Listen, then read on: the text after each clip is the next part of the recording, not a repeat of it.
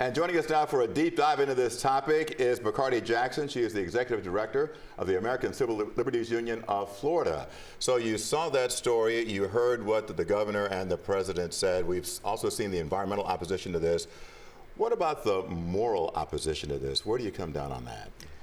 You know, as the ACLU of Florida, it is our job to fight for the constitutional rights of all people in this state.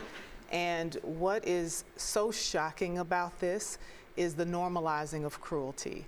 It is the intentional operationalizing of a facility that is intended to segregate people, separate people, to deny them access to counsel, deny them access to family.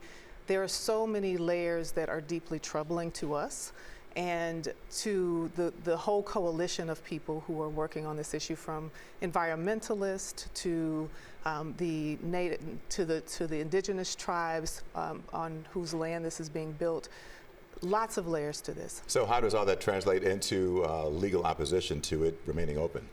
Well, we are already in a fight, in legal battles for the facilities that are in urban areas, because we have seen such cruelty and inhumanity happening already, where we have seen people denied basic medical care, people denied access to counsel, and we have seen people dying.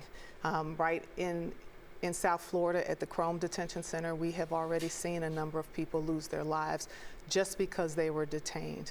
And, you know, I think as we are looking at this facility that has been put up so quickly, without much regard for any of the environmental requirements or laws, without regard for the dangers that are present naturally, as well as we are in hurricane season, it's very disturbing, and we expect that there will be more inevitable deaths of people who are trapped in cages in a big tent.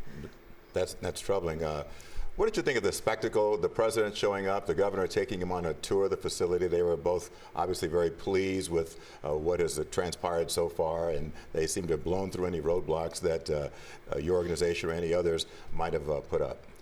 You know, I think the spectacle of this is, again, this hearkening back to what I think are some of the most shameful moments of our history in this country and in humanity.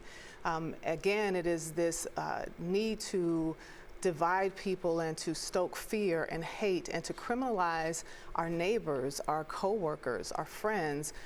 1 in 5 people in this state are immigrants. 54% of the people who live in Miami-Dade County are immigrants. This is our community being criminalized and being set up to have more cruelties imposed upon them as a spectacle, as a politically motivated moment that for some reason they believe will get them points with their base. The governor says that he is merely following the mandate from the president to crack down on illegal immigration, as he puts it, and he says that this facility is a very practical approach to it, because you can house migrants very safely and fly them out very quickly because you have an airstrip right there.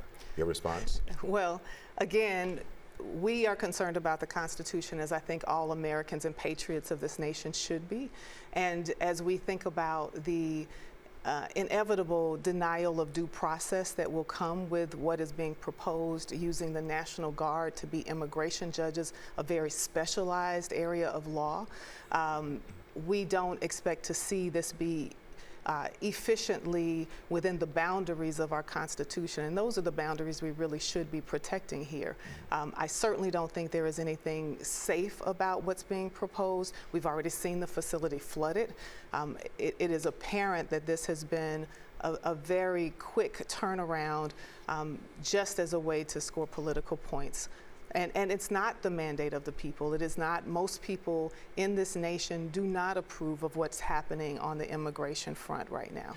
We've seen this city of South Miami and also Key West recently. The commissioners there have voted for their police departments not to be part of the immigration roundup efforts, if you will. What's your reaction to that, and do you expect we'll see more of that? Yes, that's part of the work that we've been doing. We've been trying to make sure that the local officials who've been elected by local people are representing their interest, and most people are not wanting their governments to redirect their resources to do a job that is a federal job. It's not what is required by our Constitution, but unfortunately our state officials have simply usurped the will of the people and of the local officials with threats, with the kind of coercion that will have them making decisions that are not in the interest of the people who live there or the will of those people. And so, you know, that is one of the, again, the encroachment on our rights, the encroachment on our liberties, the encroachment on our right to elect our officials who will represent us. So I think it is a sad state of affairs that we are in, particularly in this state. One of the things that has become, I think, our greatest export in the state of Florida is regressive policy, and that's a shame.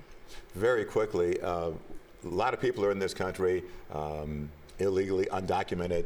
How do we solve this problem?